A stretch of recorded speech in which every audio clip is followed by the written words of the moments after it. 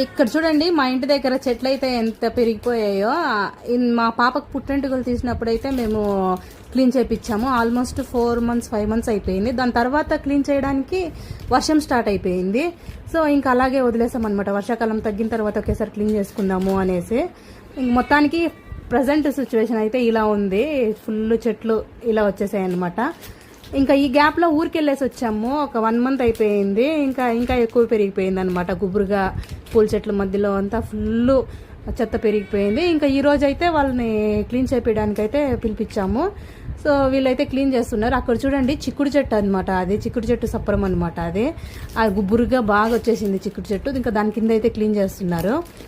ఇంకా పాప అయితే ఈ మధ్య ఎక్కువ నడుస్తుంది.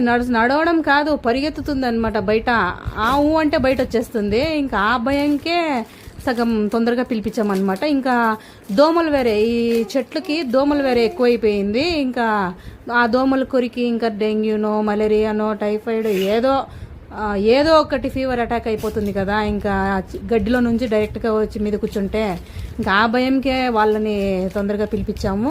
అక్కడ బ్యాక్ సైడ్ ఒకరు క్లీన్ చేస్తున్నారు, ఇక్కడ ఇంటికి ఫ్రంట్ సైడ్ ఒకరు క్లీన్ చేస్తున్నారు. పొద్దున్నే మా ఆయన వాళ్ళకి చెప్పేసి వెళ్ళారనమాట డైరెక్షన్ ఎక్కడెక్కడ క్లీన్ చేయాలనేసి. ఇంకా నేను కూడా అయితే వాళ్ళకి చెప్పాను, ఇంకా తులసి చెట్టు ఇంకా పూల మొక్కలు పెట్టేసి ఇంక మొత్తం క్లీన్ చేసేయండి అని చెప్పాను. సో ఆల్మోస్ట్ షో చెట్లు అవి ఇవి కూడా ఉన్నాయి, కానీ అది కూడా తీసేయండి అని చెప్పాను. సో మొత్తం అయితే క్లీన్ చేసేసారు. వాళ్ళకైతే ఒక 3 hours పట్టింది ఇద్దరికి. మొత్తానికి లాస్ట్ ఫైనల్ లుక్ అయితే ఇలా ఉంది.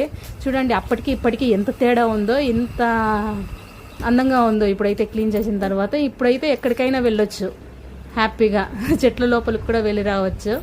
అంటే ఏముంది ఏం లేదని తెలుస్తుంది కదా. సో ఓకే, నా వీడియో కనుక నచ్చితే లైక్